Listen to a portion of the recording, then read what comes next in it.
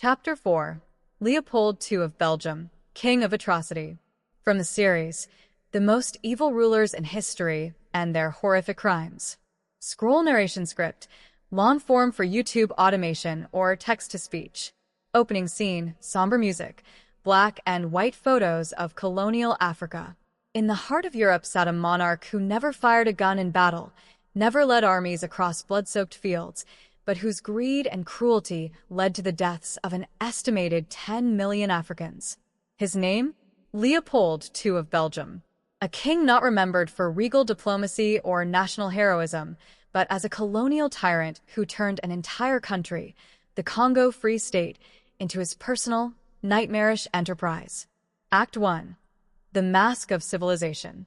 Leopold II ascended to the Belgian throne in 1865, but unlike many monarchs of his time, his ambitions extended beyond European borders. Obsessed with making Belgium a global power, he eyed the resource-rich lands of Africa as the key to national greatness and personal wealth.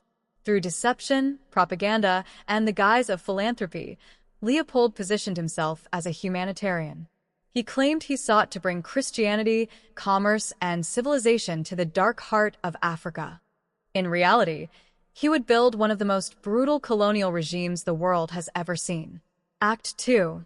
The Congo Free State, a private empire of terror. In 1885, at the Berlin Conference, where European powers carved up Africa, Leopold secured personal ownership of the Congo Free State, a land roughly 76 times larger than Belgium.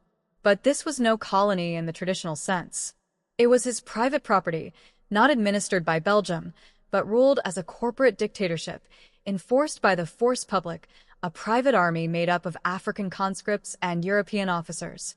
The goal was simple: extract rubber and ivory at any cost. The method? Forced labor, hostage-taking, mutilation, and terror. Villages were raided, families separated, and those who failed rubber quotas were tortured, whipped with the chicot, a hippo hide whip that could flay a man alive, or had their hands amputated to account for bullets used. Children were burned alive. Entire villages were razed, and every drop of rubber soaked in blood built Leopold's wealth. Act 3.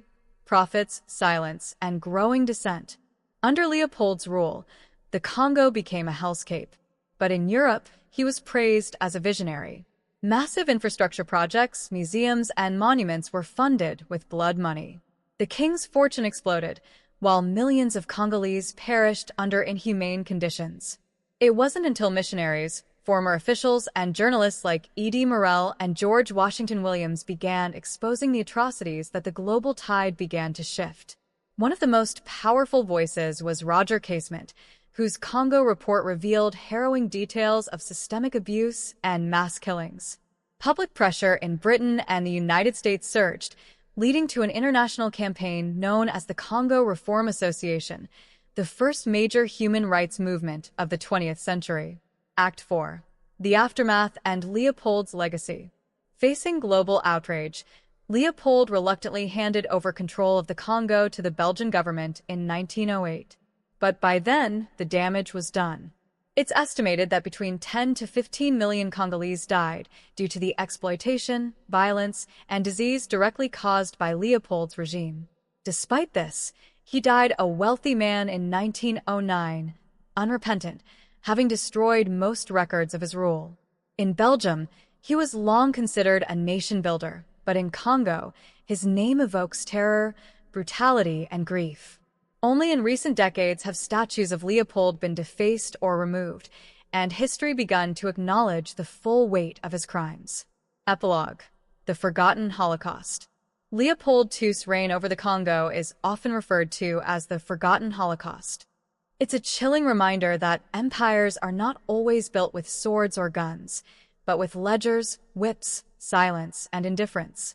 He may have ruled from gilded halls, but his kingdom was one of chains, blood, and human misery.